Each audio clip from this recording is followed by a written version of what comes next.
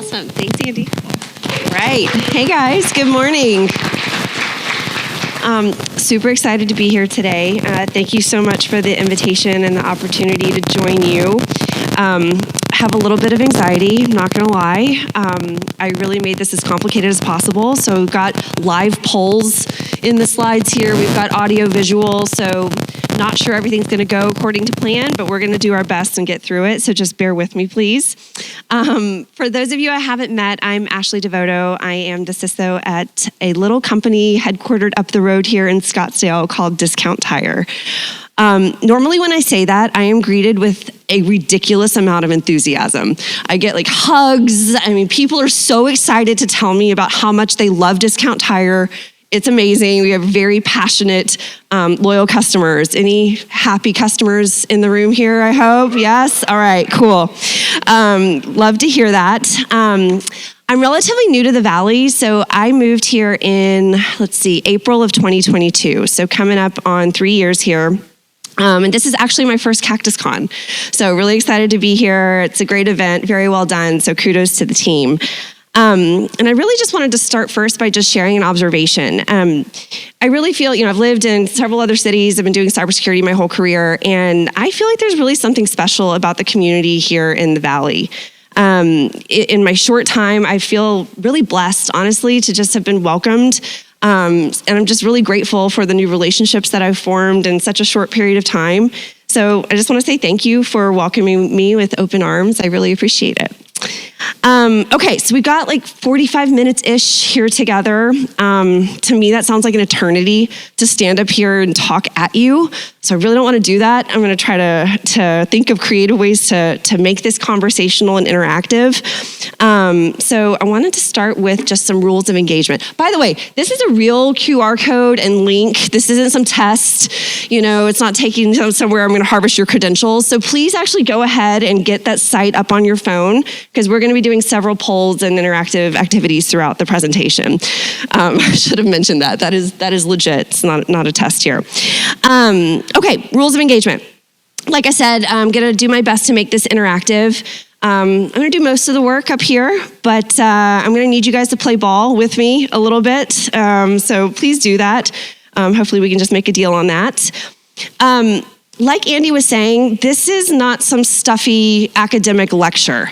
This is going to be a kind of a combination of myth busting, war stories, maybe some pop culture, a little bit of snark, a little bit of irreverence, and maybe some, hopefully thought-provoking comments. So everyone just kind of strap in, for the next 45 minutes. I'm also not here to play buzzword bingo.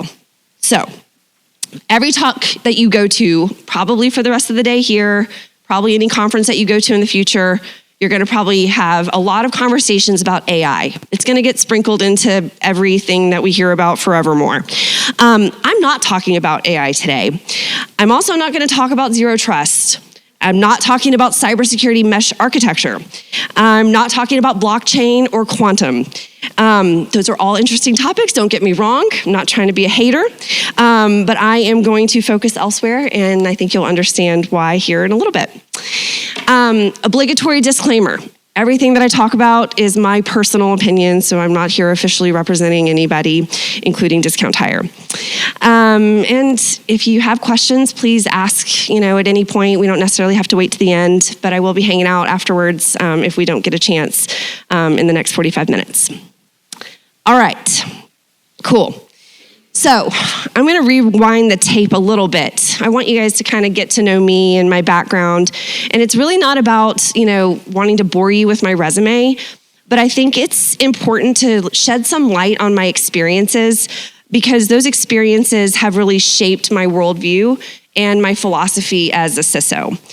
So I have been doing nothing but cybersecurity for about 20 years. So probably like many of you, been living, sleeping, eating, breathing this, for a long time. And I consider myself really blessed to have been able to do that.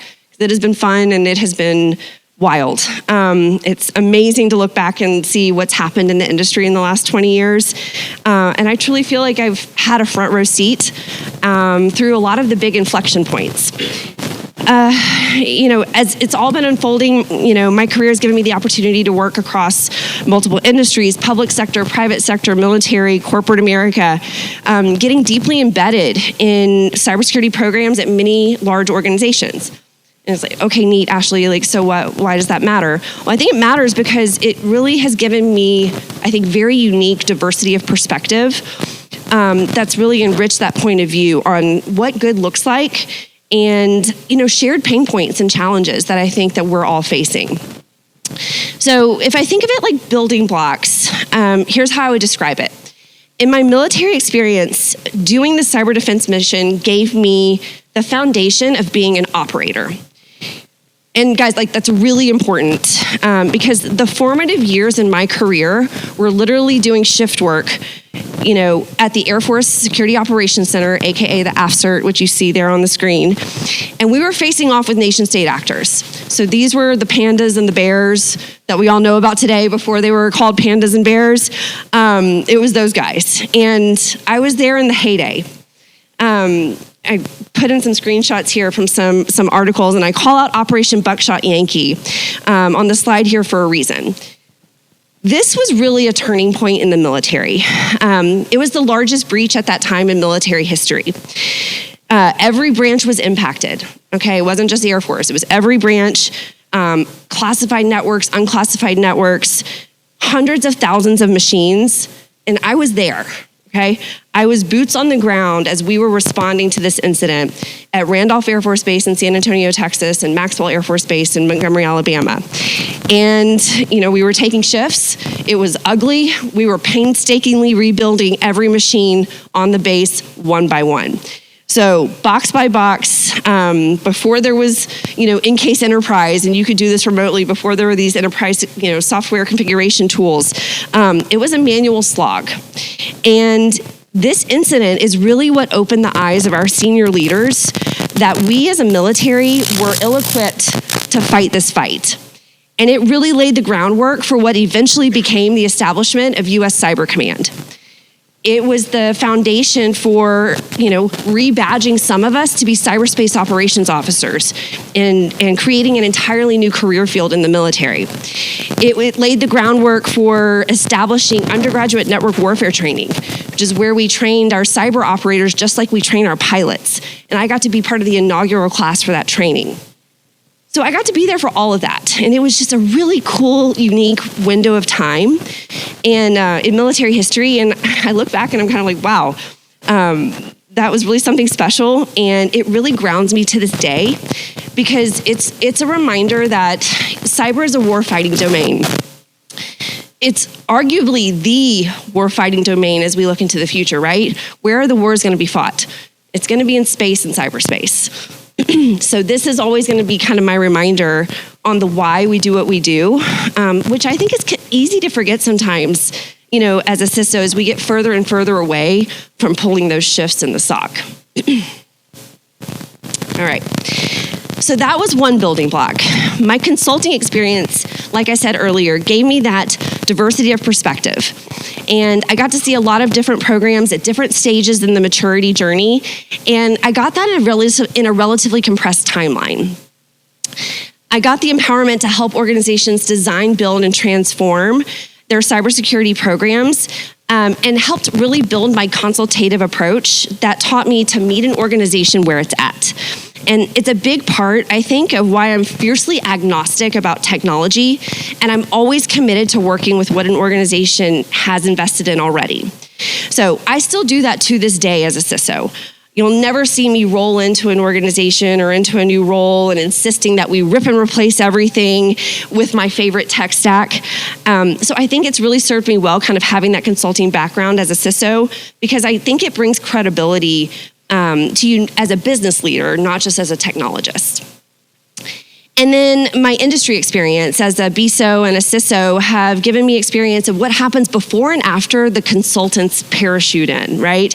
It's the business case building, it's socializing, it's consensus building, getting the budgeting approved. And then after the consultants leave, then you have, okay, we have to sustain, we have to drive adoption, we have to make sure we get stickiness on all the work that's been done on the design and build. So all three of those facets of my career have really converged and shaped how I approach being a CISO and how I work with my teams to relentlessly focus on and make sure we're ruthlessly prioritizing the things that are really going to move the needle. So with that background on me and kind of who I am and where I've been, what makes me tick, I want to get to know you guys a little bit. So, remember our rules of engagement earlier. That's about to come into play. I've got a few poll questions here, so hopefully you got your phones out, got to the link, and I'm going to throw up some poll questions. First one being, I'm curious where everybody is in their career right now. So I put a few options up here. Are you a current CISO? Are you an aspiring CISO? Are you a graduated CISO? Are you sitting there saying, why would anybody ever want to be a CISO? Which I wouldn't blame you sometimes. All right, let's see. It's like current CISOs and aspiring CISOs are the top. Let's see, couple who have graduated, and 5 are like, why would anyone want to do that? All right, good stuff. All right, let's go to the next question.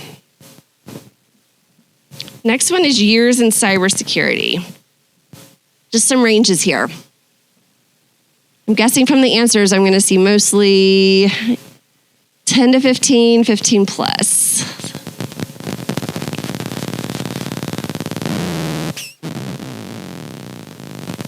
All right. Good. Got a lot of seasoned practitioners in the room. Okay, this is a fun one. I'm curious, you guys. Is it CISO or CISO? What is the right pronunciation?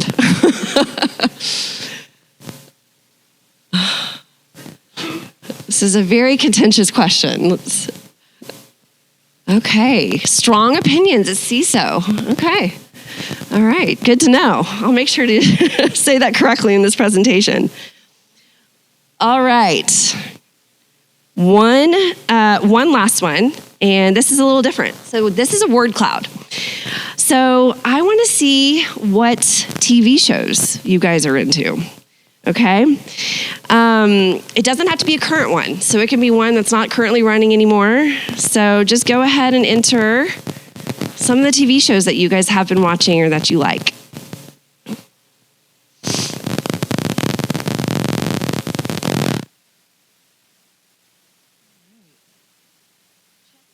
Out of this if we all need new content, right?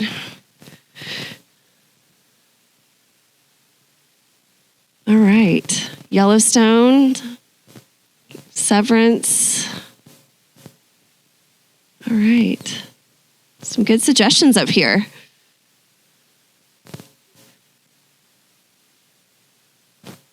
All right, cool. Very good. I'm glad to see some of those names up here, because for the purpose of today's session, a wise new friend of mine suggested that I should use pop culture to frame up some of my key points. So first he suggested I use Ted Lasso. He was like, everybody's watched Ted Lasso. You should use Ted Lasso to kind of make your points. I'm not really good at watching TV, so I unfortunately haven't seen Ted Lasso, so I was like, okay, that one's not going to work. I got to think of something else. He was like, oh, okay, well, you should use Taylor Swift songs because she's really popular and you could use, use her songs. Well, I'm not a Swiftie, so that didn't work for me either. So I'm like, okay, I need to think of something else. So we're going to play a game.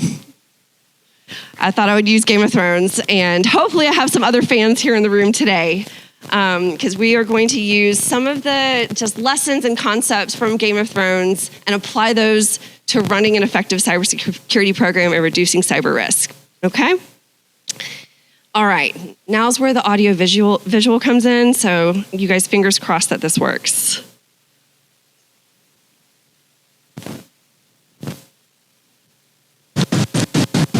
You know nothing, Jon Snow.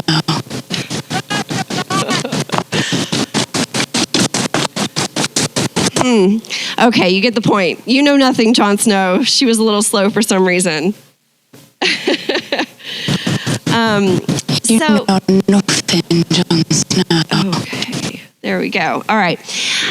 So Ygritte is her name. She repeats this famous phrase to Jon Snow multiple times in various scenarios throughout Game of Thrones. And for the purpose of how I apply this as a CISO, I want to frame this around cybersecurity talent. So the world and industry are slowly changing, and actually the government is leading the charge in some ways as far as being somewhat progressive on how we think about building the pipeline of cyber talent. So in this line of work, my opinion, our most valuable asset is our people, right? We do not operate weapons, we are the weapon. And we become a more lethal weapon when we invest in our workforce and develop them to have the skills, the courage, and the motivation to achieve our mission. So what did I not say there? I didn't say that we need a workforce of STEM majors. I didn't say we need a workforce with postgraduate degrees. I didn't even talk about technical certifications. I talked about skills, courage, and motivation. And I would probably add maybe critical thinking, intellectual curiosity to that list as well. To me, those are the things that I have found most effective in the cybersecurity practitioners and leaders that I've worked with through the course of my career.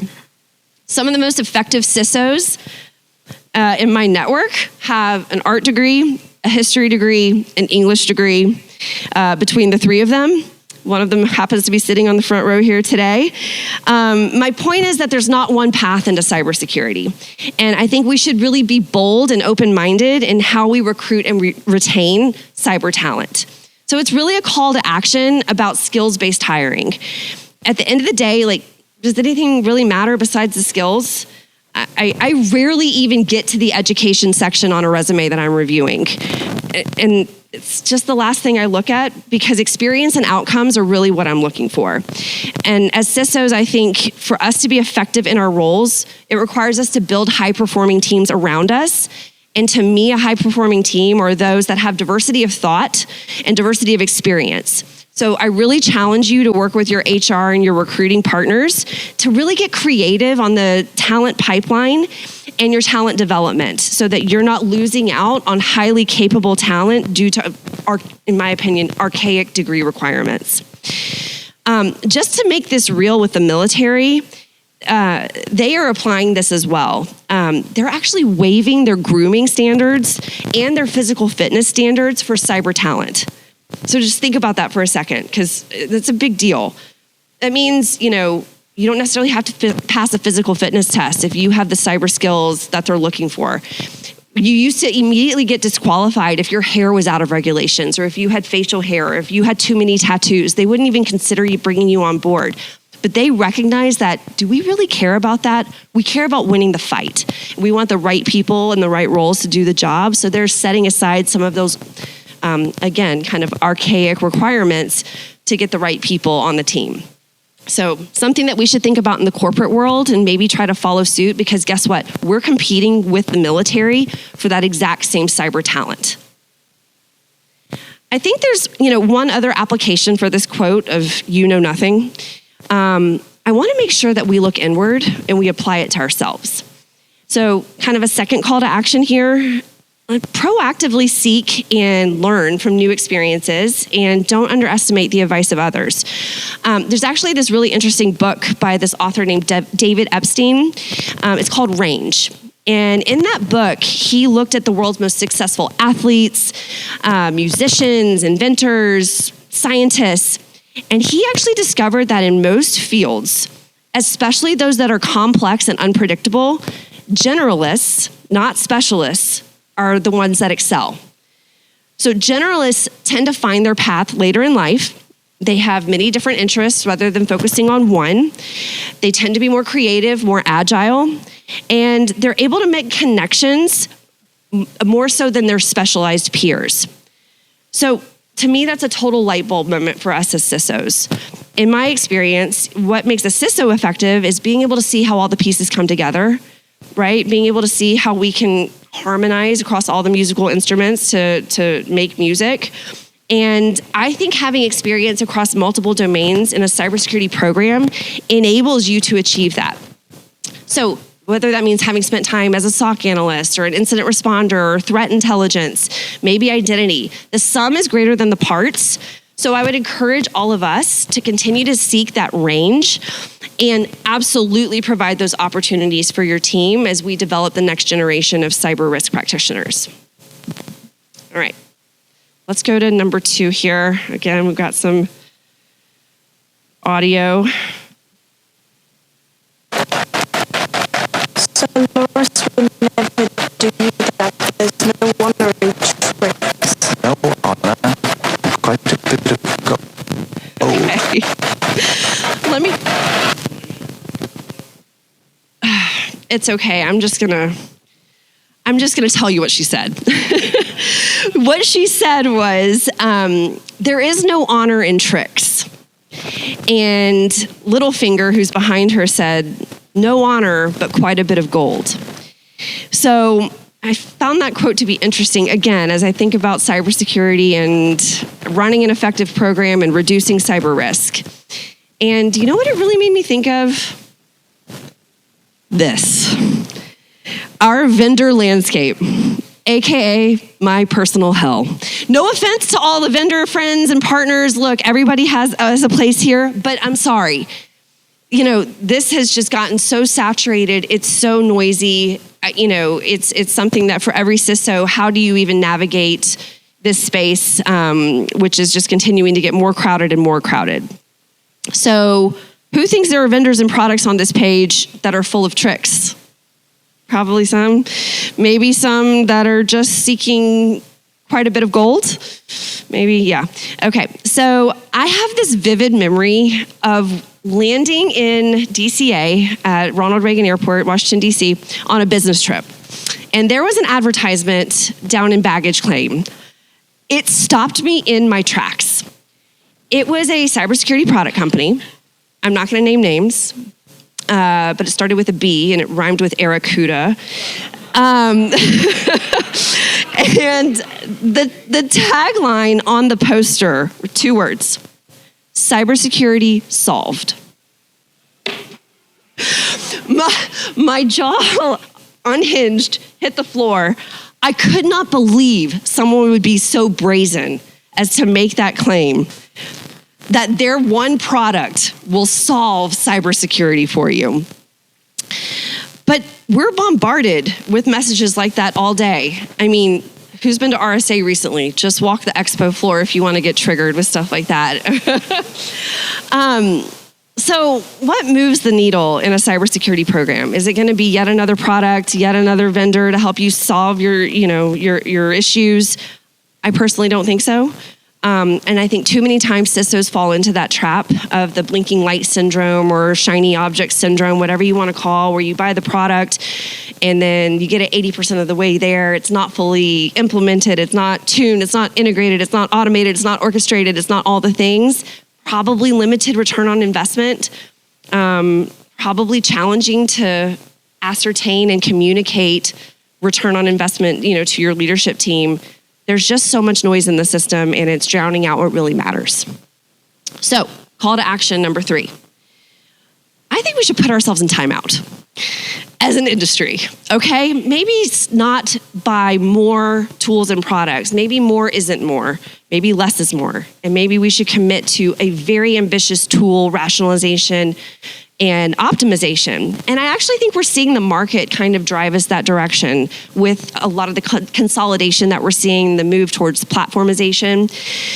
But my battle cry would be that we challenge ourselves to look inward and look at the investments that we've made and be able to say with confidence that we're being good stewards of every dollar that we're given and fully unlocking the value and the capabilities of these tools and what they're supposed to bring to the fight. There is elegance and simplicity, and I think effective cybersecurity programs are disciplined and surgical in how they build and manage their technology stack with a less is more approach. All right. One more audio. Let's see if it works.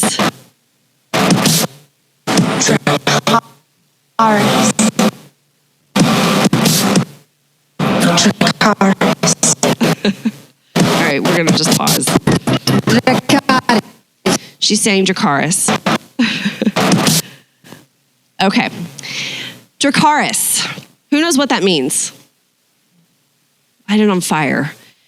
Yeah, it means dragon fire in High Valyrian. And it's the same word that she uses to signal her dragons to fire upon her enemies. So I think about Dracarys, not necessarily about setting people on fire, but a slightly different context for this conversation, which is a strong desire that I do have sometimes to just burn it all down and get back to the basics. Because I truly believe, and the data supports this, that a relentless focus on the fundamentals of cybersecurity and cyber hygiene will reduce your risk more than anything else. So, yes, glad you guys agree. So let's talk about visibility for a second. It's the most basic premise. You cannot protect what you can't see. So, got another poll, so get your phones out.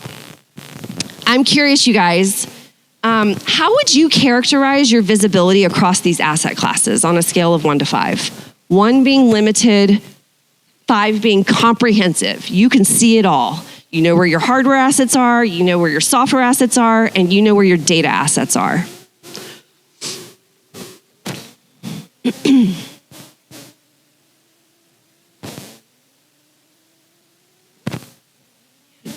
Data's a beast. Oof. All right. What's that? Yeah.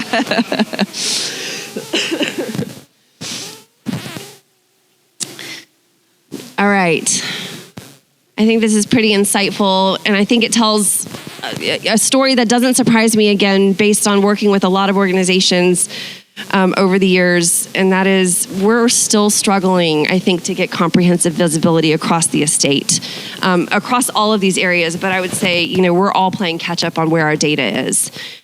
But if you don't have visibility across your attack surface, what else matters? I mean, first you have to see. Once you see, you apply context so that then you can know what's important, know what's critical.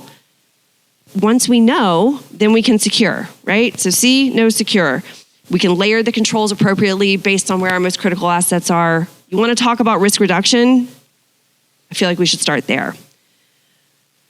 The data is scary as it pertains to another topic on, kind of foundational cyber hygiene, focusing on the fundamentals.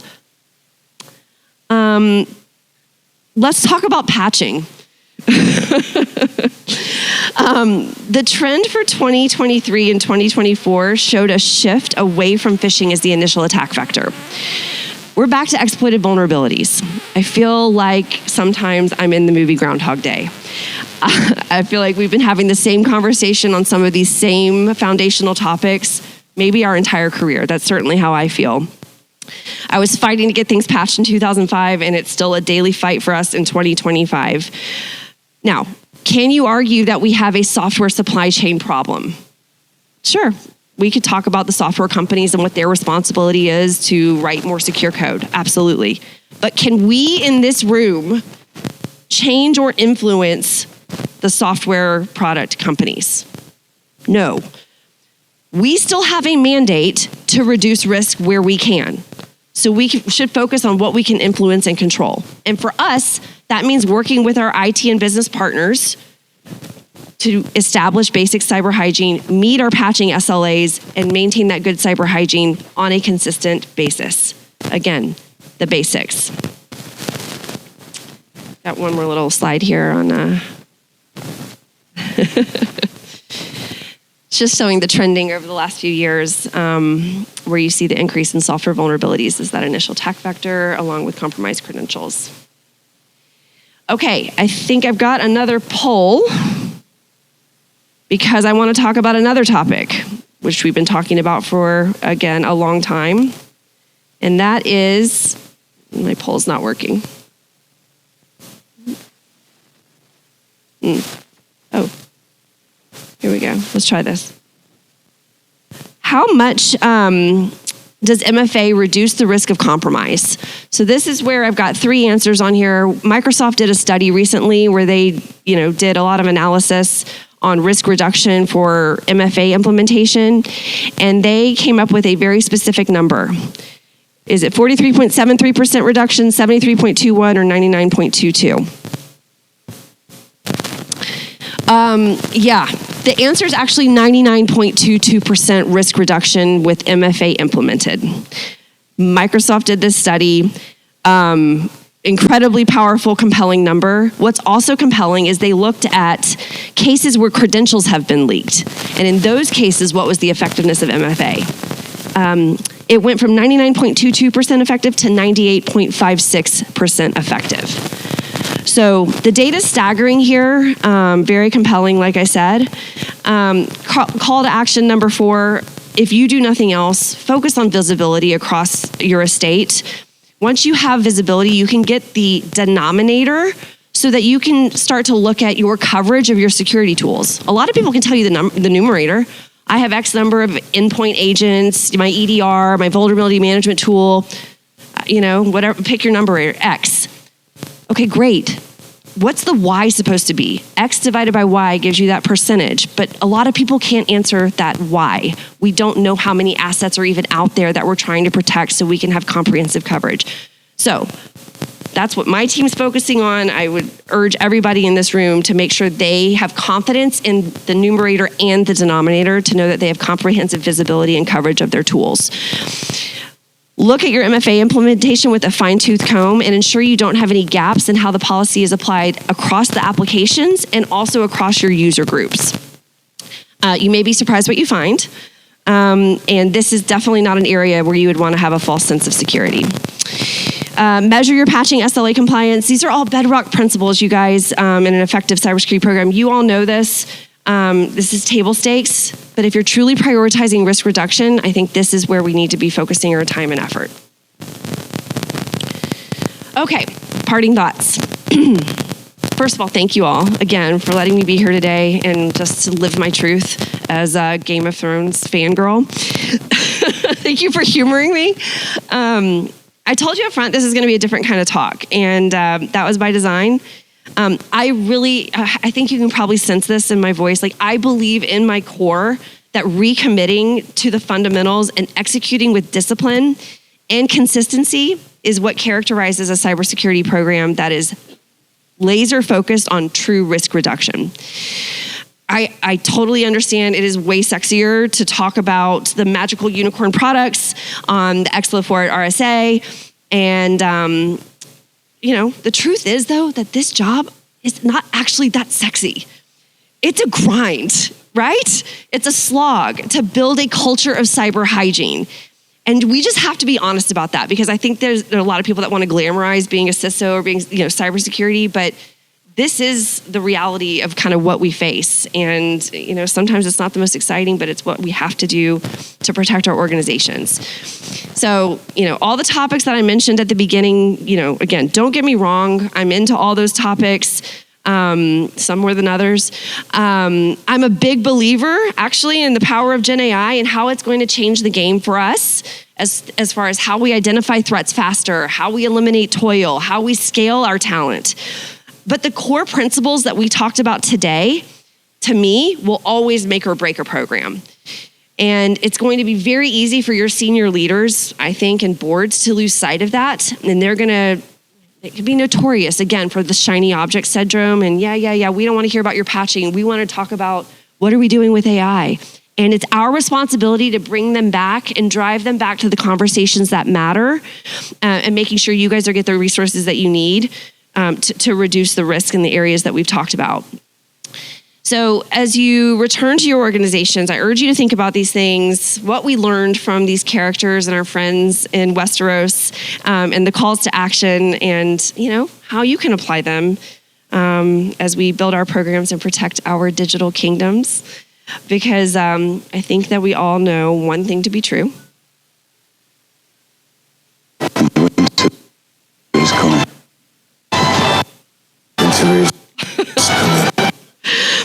Okay, winter is coming. So, thank you.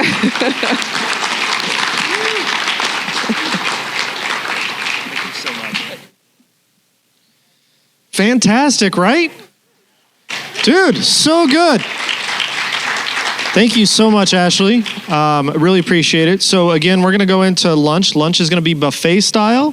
So at your leisure, do not mob the thing. We're all friends, so we're all going to hopefully get less hangry together as we progress. I think they have 2 sides. So you'll need to exit and then go left.